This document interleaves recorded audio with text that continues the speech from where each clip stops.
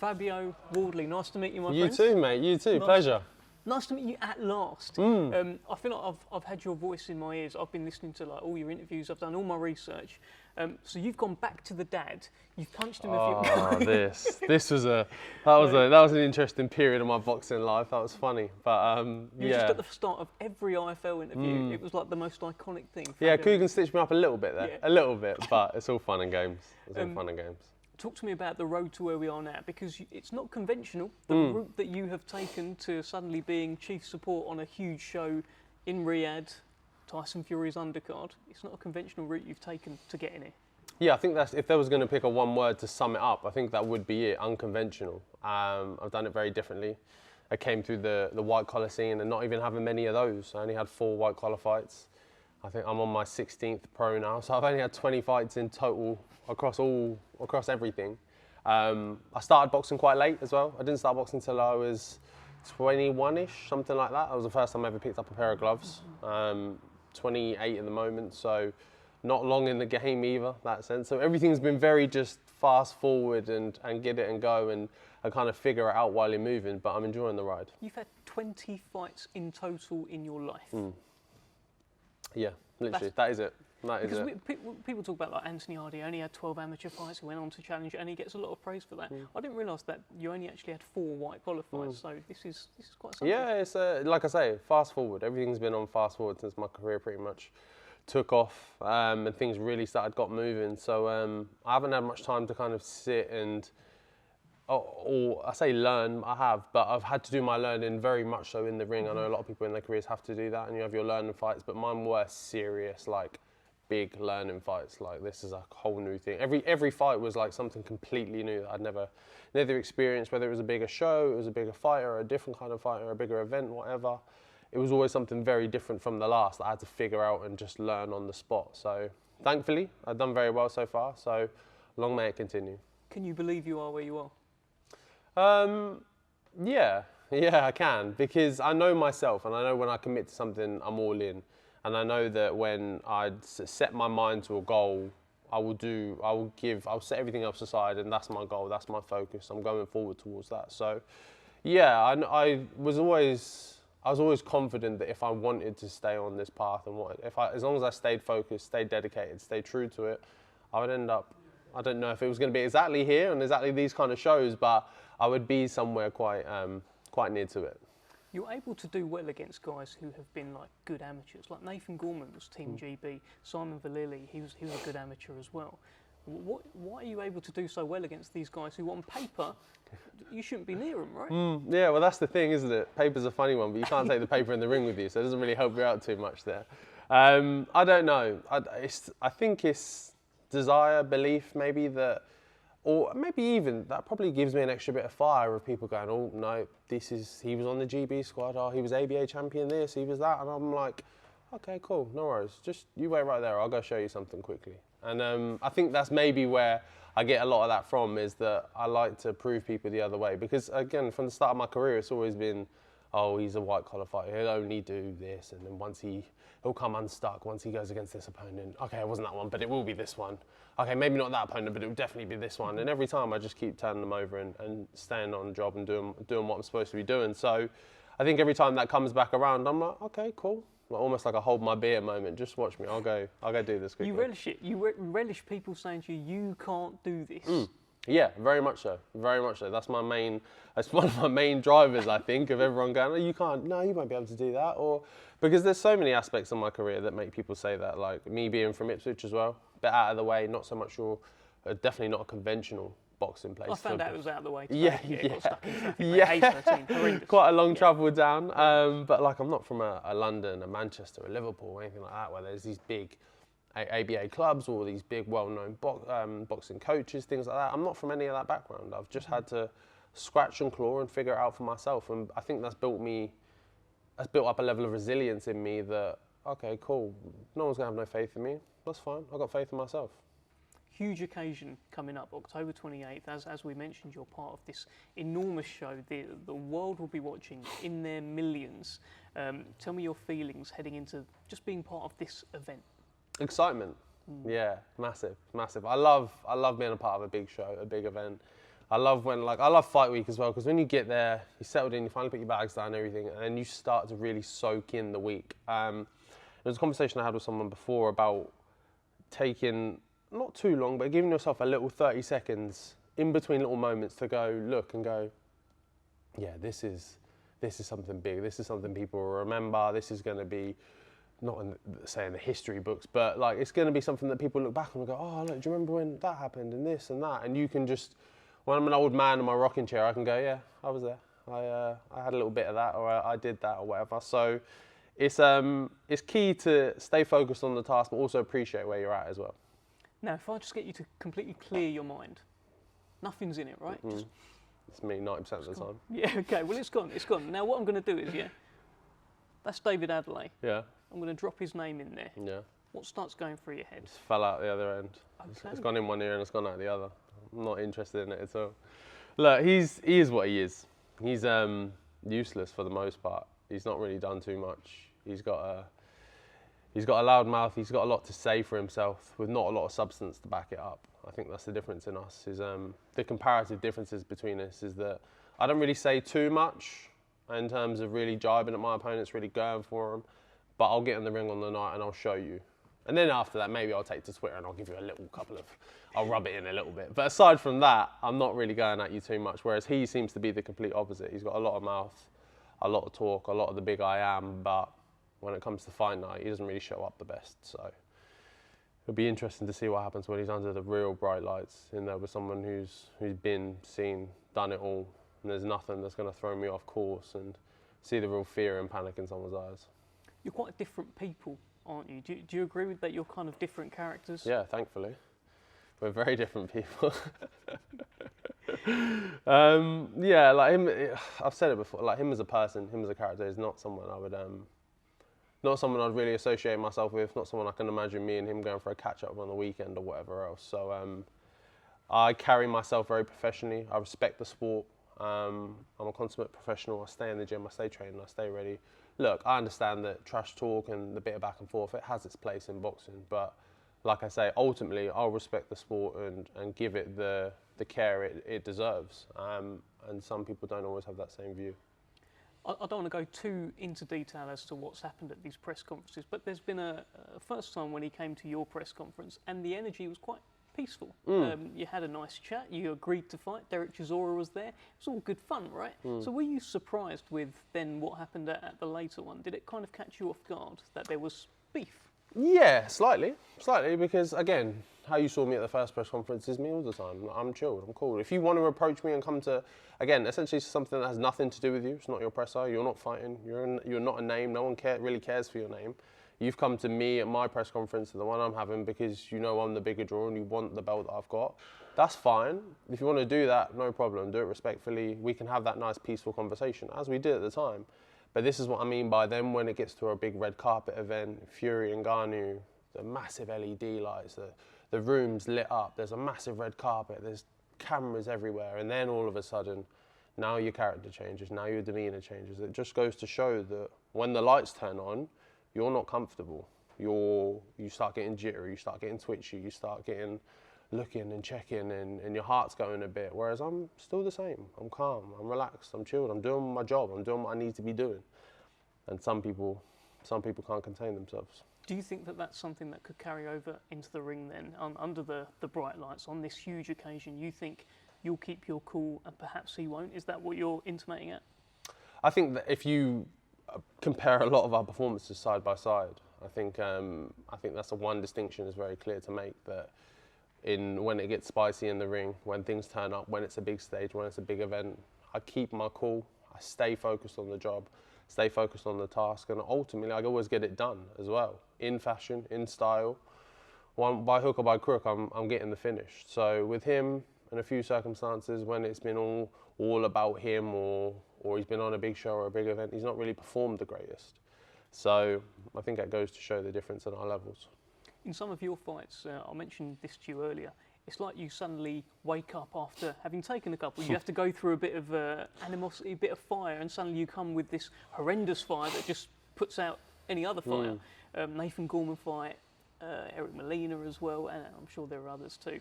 What happens to you in those moments? Yeah, don't get me wrong. It's not a trait. It's hard to say I'm not proud of it, but it's also a trait I don't want to carry on for the entirety of my career. It's nice to know that it's in the back pocket. That hey, if things get a little bit tense, if I get caught or something, that I've always got the heart, the desire to kick on and not shy away from anything. Actually kick on and go forward. Then great. That's nice to have that in reserve, but using that as a first point of call, especially in the heavyweight division, probably isn't the most ideal strategy. But so it's definitely something me and the team have been working on, is to not use a punch to the face to really wake me up.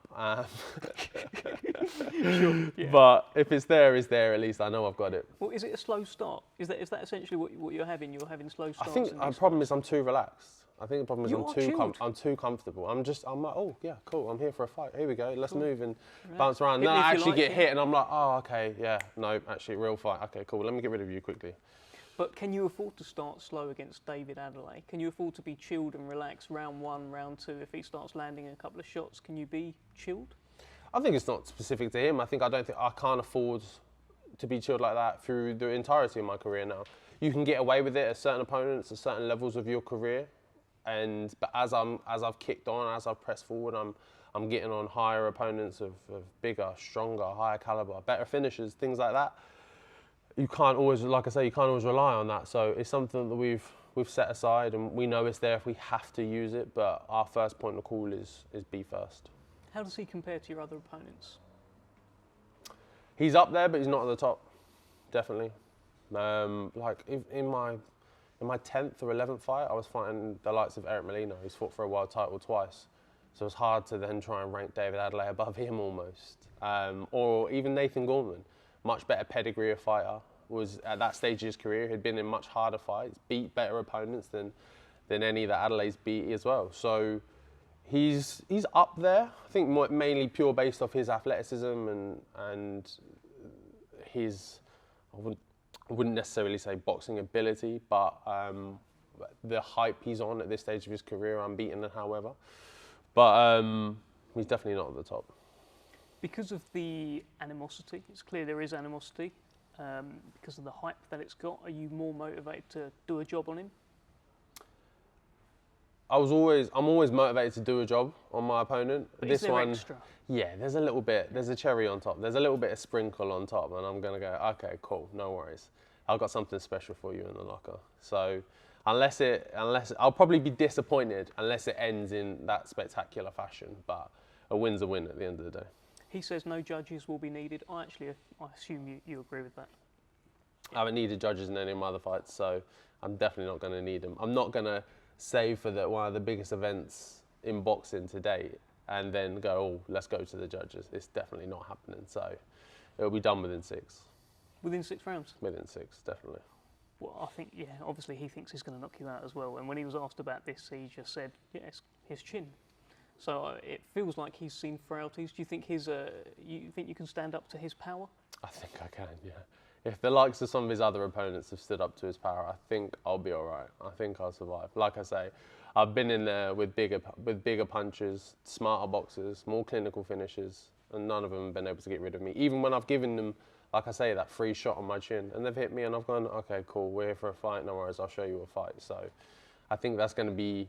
He's been used to having it comfortable and easy, where he's hit an opponent and they've gone down and their heart's not really in it and they don't really want it, so they've just rolled around a bit and he's got his hand raised and he thinks he's I'm the man. But I can tell you, because I've had it a few times where you hit someone hard and they just look at you like, no worries, let's go again, and you're like, oh, okay, this is a fight. And when he experiences that for the first time, when it's me, it's going to be a different feeling. His heart will sink a bit, it will drop, and he'll realise, the panic will set in, that he's in a serious position. You're going to come face to face next week again at a press conference. What are you expecting? I don't know. I've had 2 sides of the coin now. He's approached me very calm, relaxed, and then the second time not so much. So I'm going to have to be on my toes and ready for all eventualities, I think, for this one. Do you think you can wind him up? I think he winds himself up.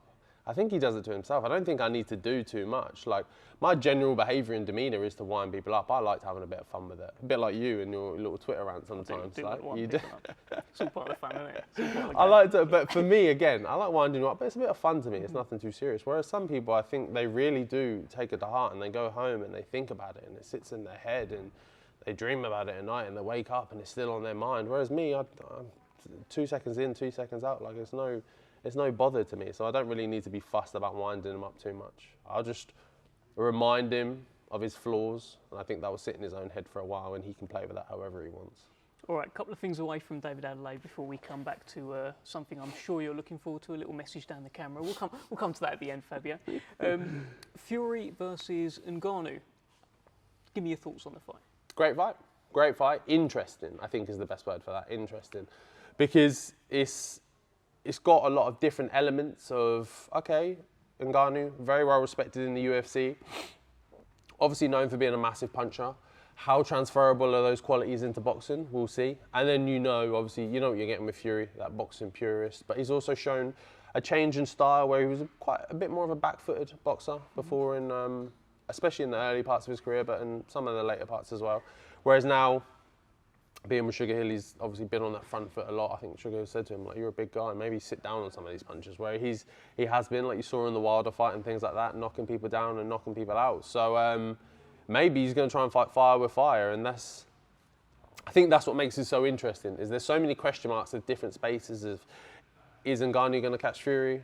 Is Fury's chin going to hold up? Because we've seen him hit the canvas a few times, so people are juggling around all these different ideas, and I think they're pretty set on a Fury win, but there's always a question mark of maybe not. What if? Yeah, the big what if. The big what if. You just never know. You've sparred Tyson Fury. You've sparred quite a few times Alexander Usyk. I think you've been on a few camps with him. They're going to fight each other. Yeah. That's the plan. How's that fight going to go? Give me the Fabio Wardley break. I don't know. I haven't sparred either of them for quite a while, but it's an interesting one. It's almost, it's hard to say, but it's almost the flip of a coin for me. It depends on what character of each of them shows up, because we've seen in some fights that Usyk's not put on the greatest performance, and sometimes with Fury as well, he's not looked the best. Like the Otto Wallen fight, for example. I know he had a big cut and things, but with that, he didn't look the greatest either.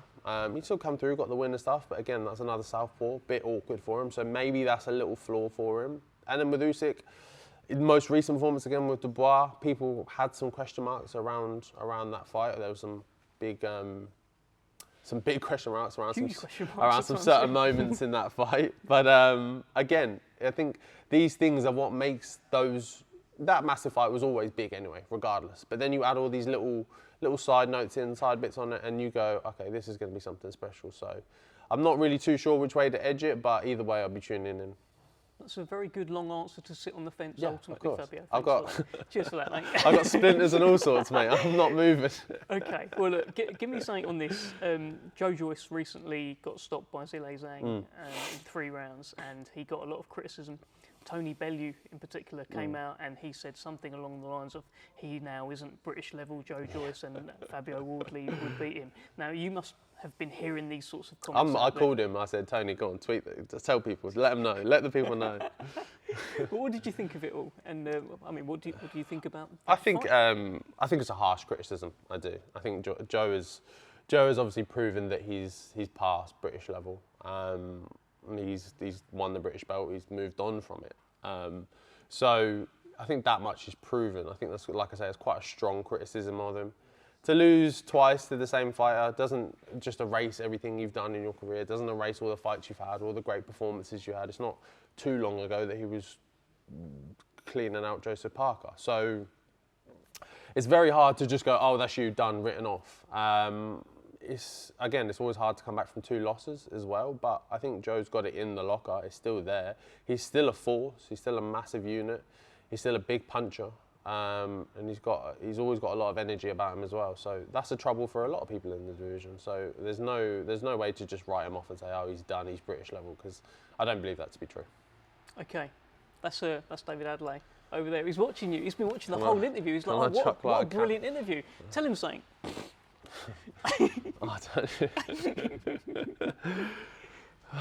Look, The fun and games are over. Fight night's coming. I'm coming for you. I hope you've trained hard. I hope you've prepared. All the talk is done. It's me coming to take your head off your shoulders. See you soon. Got quite scared, to be honest, mate. All right. Thanks for the interview, Fabio. I'm going to run out of the gym now. No worries, Cheers, mate. No worries.